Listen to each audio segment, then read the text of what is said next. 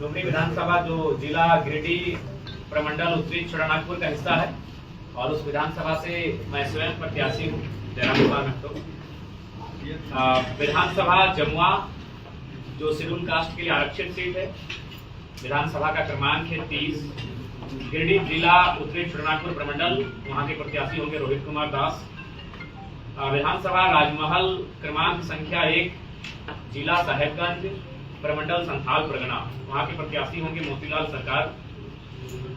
विधानसभा तमाड़ जो अनुसूचित जनजाति के लिए आरक्षित है, क्रमांक संख्या 58, जिला रांची प्रमंडल दक्षिणी छोटानागपुर, वहाँ के प्रत्याशी होंगे दमयंती मुंडा। विधानसभा सरायकेला जो अनुसूचित जनजाति के लिए आरक्षित है, क्रमांक 51, जिला सरायकेला प्रमंडल कोल्हान, उस सीट से प्रत्याशी होंगे प्रेम मार्डी। विधानसभा छतरपुर जो शेड्यूल कास्ट के लिए आरक्षित है, क्रमांक 78, जिला और प्रमंडल पलामू, उस सीट से प्रत्याशी होंगे पृथ्वीराज। तो आज ये 6 प्रत्याशियों की सूची और झारखंड लोकतांत्रिक क्रांतिकारी मोर्चा का ये लास्ट वाला क्या बताया? छतरपुर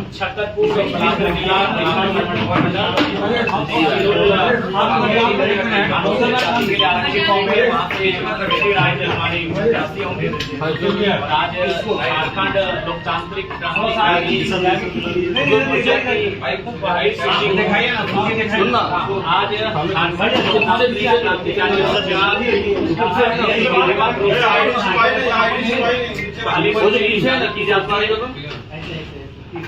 हमारे आगामी विधानसभा के जो चुनाव होंगे,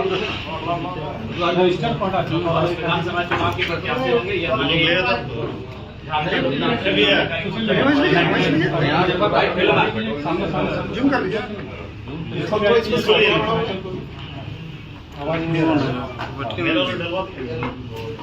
धन्यवाद। और बाकी आगे आपके सवाल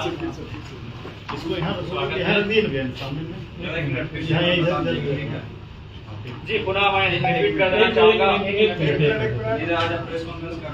जी हमारे 6 प्रत्याशी पहले सूची जारी कर रहे हैं। कल रात ही पारसनाथ की तलहटी में संसदीय बोर्ड और स्क्रीनिंग कमेटी की बैठक बुलाई गई थी और उस बैठक की रायशुमारी और संसदीय बोर्ड के अनुमोदन के बाद हम लोगों ने 6 प्रत्याशी की सूची को जारी करने का निर्णय लिया, जिनमें पहला विधानसभा डुमरी है। डुमरी विधानसभा चुनाव जो गिरिडीह जिला के अंतर्गत आता है, वहाँ मैं स्वयं प्रत्याशी हूँ जयराम कुमार महतो। जमुआ जो गिरिडीह जिला के अंतर्गत आता है, वहाँ के प्रत्याशी रोहित कुमार दास होंगे। राजमहल जो साहेबगंज जिला संथाल परगना की सीट है, वहाँ से प्रत्याशी मोतीलाल सरकार जी होंगे। तमाड़ जो रांची जिला दक्षिणी छोटानागपुर का अंश है, वहाँ के प्रत्याशी दमयंती मुंडा जी होंगे। सरायकेला जो सरायकेला जिला कोल्हान प्रमंडल की सीट है, वहाँ से प्रत्याशी प्रेम मार्डी जी होंगे। और छतरपुर जो पलामू जिला पलामू प्रमंडल की सीट है, वहाँ से प्रत्याशी पृथ्वीराज होंगे। बाकी आपके सवालों का स्वागत करते हैं। पूरे झारखंड में कितने प्रत्याशी आपको होंगे? देखिए दादा, पूरे झारखंड राज्य से लगभग हमें 69 जो सीटें हैं वहाँ से आवेदन मिला है। तो ये तो तय मान के चलिए कि 69 सीटों पर झारखंड लोकतांत्रिक क्रांतिकारी मोर्चा चुनाव लड़ेगी।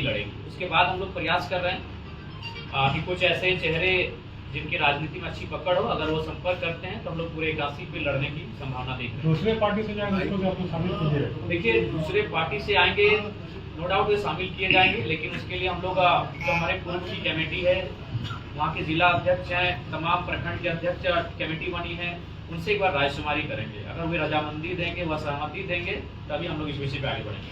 प्रमुख मुद्दे क्या अभी आप लोग विधानसभा चुनाव राज्य के मुद्दों पे लड़े जाते हैं। लोकसभा का चुनाव पार हो चुका है, लोकसभा का चुनाव देश के मुद्दों पर था, लेकिन देश के मुद्दों के साथ मैंने राज्य के मुद्दों से पूरे देश को परिचय करवाया। लेकिन जो राज्य के चुनाव होते हैं वो राज्य के मुद्दों के साथ होते हैं, इसलिए राज्य का जो मुद्दा है वो ज्वलंत मुद्दा, क्योंकि हम लोग अभी धनबाद में बैठे हैं और धनबाद का ज्वलंत मुद्दा अगर है तो कहीं ना कहीं आज विस्थापन है, कोल एरियाज में जो नियोजन मुआवजा है, यानी एक उद्योग नीति, विस्थापन नीति, और उससे सबसे महत्वपूर्ण खतियान के आधार पर झारखंड में एक स्थानीय नीति बने।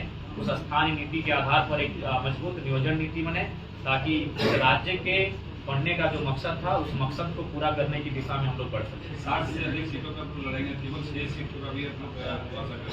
देखिए, चूंकि हम लोग नया संगठन है तो हम लोग चाहते हैं कि संगठन में आपसी मनमुटाव ना हो, संगठन के भीतर किसी प्रकार का द्वेष ना हो, इसीलिए हम लोग फाइनल टच देने से पहले बहुत मेहनत कर रहे हैं। अभी हमारी एक 11 सदस्यीय टीम कोल्हान प्रमंडल में जाके रायशुमारी कर रही है, रायशुमारी नहीं, वहाँ समन्वय स्थापित कर रही है। तो हम लोग समन्वय स्थापित कर रहे हैं। इन 6 सीटों पर समन्वय बन चुका था। इन 6 सीटों पर जो नकारात्मक चीजें होनी चाहिए तो वो नहीं दिख रही थी, तो इसीलिए जैसे ही हम लोग सकारात्मक हो जाएंगे, बाकी की सीटों की घोषणा हमें लगता है अगर होगा तो रात को कर सकते हैं, कल सुबह कर सकते हैं। तो मतलब ये 6 सीटें हम लोग लगभग 12 घंटा मीटिंग किए। 12 घंटा के निष्कर्ष के बाद हमें लगा कि ये 6 सीटें फिलहाल इन पर किसी प्रकार का मनमुटाव देखने की स्थिति में हम लोग नहीं थे, तो 6 सीटों से हम लोग शुरुआत करेंगे। गठबंधन कहीं हो रही है क्या? अकेले यूपी से लड़ेंगे कि और कहीं से भी लड़ेंगे? जी, हम और एक सीट से चुनाव लड़ेंगे और इसकी घोषणा तीसरे चौथे जब सूची जारी की जाएगी उस समय की जाएगी। कहीं से गठबंधन हो रही है क्या? देखिए, चॉइस की अगर बात करें तो टुंडी मेरा घर पड़ता है। गोमिया ने मुझे निर्णायक लीड दिया है, गोमिया ने। उसके बाद बेरमो और मांडू भी मेरे चॉइस में आता है। उसके बाद अगर परिस्थितियां जैसी हो रही है, बागमारा में जिस दिन जो परिस्थितियां उस दिन उत्पन्न हुई, तो अगर बागमारा का समीकरण जयराम जी बोतल पटकने एक युवा होने के नाते, एक स्टूडेंट होने के नाते इस प्रकार के व्यवहार को मैं भी समर्थन नहीं करता, लेकिन उस व्यवहार के पीछे जो दर्द की दास्तान है, अत्याचार, शोषण और जुल्म की कहानी है, उस कहानी से अगर आप वाकिफ होंगे तो शायद मुझे लगता है कि वो व्यवहार परिस्थिति के हिसाब से कभी कभी हो जाता है। इंसान नहीं चाहता उस प्रकार का व्यवहार हो, लेकिन वो जो मामला है वहाँ 133 मजदूरों का मामला है। उन्हें ना वेतन उचित, वेतन तो छोड़ दीजिए, ये तय नहीं है कि वो जो मजदूर हैं वो किसके अंडर काम कर रहे हैं। ना बीसीसीएल जिम्मेवारी ले रही है, ना जो आउटसोर्सिंग कंपनियां हैं वो जिम्मेवारी ले रही है। यानी कह सकते हैं कि जिस प्रकार फिल्मों में हम लोग कहानी देखते थे, सुनते थे, वो हकीकत में बागमारा में दोहराई जा रही है। हाल ही में लोकसभा चुनाव पार हुआ है, उसमें आप लोग कहीं ना कहीं आप लोग को हार महसूस हुआ था। अभी विधानसभा चुनाव में देखिए, लोकसभा का चुनाव परिणाम के दृष्टिकोण से बेशक शून्य रहा, लेकिन हमें अपने प्रदर्शन पर गर्व रहा। पूरे भारत देश में चर्चा का हम लोग विषय बने। बाकायदा जो नेशनल पार्टियां हैं उनके जहन में है, उनके दफ्तर में प्रतिदिन तो 1 घंटा जरूर जयराम महतो नाम का और झारखंड लोकतांत्रिक क्रांतिकारी मोर्चा का चर्चा होता है। तो वो लोकसभा के चुनाव की जो हार थी वो हार नहीं, हमारे लिए जीत का एक रास्ता था। किसी राष्ट्रीय पार्टी ने आपसे अलायंस करने का क्या संपर्क किया? जी, संपर्क अंदर खाने हुई थी। अपने नाम का खुलासा करना ठीक बात नहीं है। कौन पार्टी? मतलब कह सकते हैं झारखंड में जितनी भी पार्टियां हैं सबने एक बार टच किया है। आप किसी के साथ जाइएगा क्या? नहीं, हम लोग किसी भी राजनीतिक दल के साथ नहीं जा रहे हैं, ना ही हमारे संगठन का किसी अन्य दलों की तरह किसी अन्य दल में विलय होने जा रहा है। हम लोग मजबूती के साथ एक होकर झारखंड लोकतांत्रिक मोर्चा के बैनर तले चुनाव लड़ेंगे। अंतिम आपको सरकार में अगर निर्णायक में रहते हैं कि आपकी जनों के साथ सरकार बन सकती है, अगर बीजेपी के साथ जाते हैं संपर्क? सबसे पहली बात, मैं तो झारखंड की जनता से बार बार अनुरोध कर रहा हूं कि इस बार 24 वर्षों से आपने सबको मौका दिया, एक बार हम लोग को पूर्ण बहुमत दें ताकि इस राज्य में निष्पक्ष होकर, निडर होकर हम लोग प्रभावी रूप से इस राज्य को चला सकें। अगर किसी की भी सरकार बनती है और आपको समर्थन मांगा जाता है तो आप जाइए उस समर्थन में?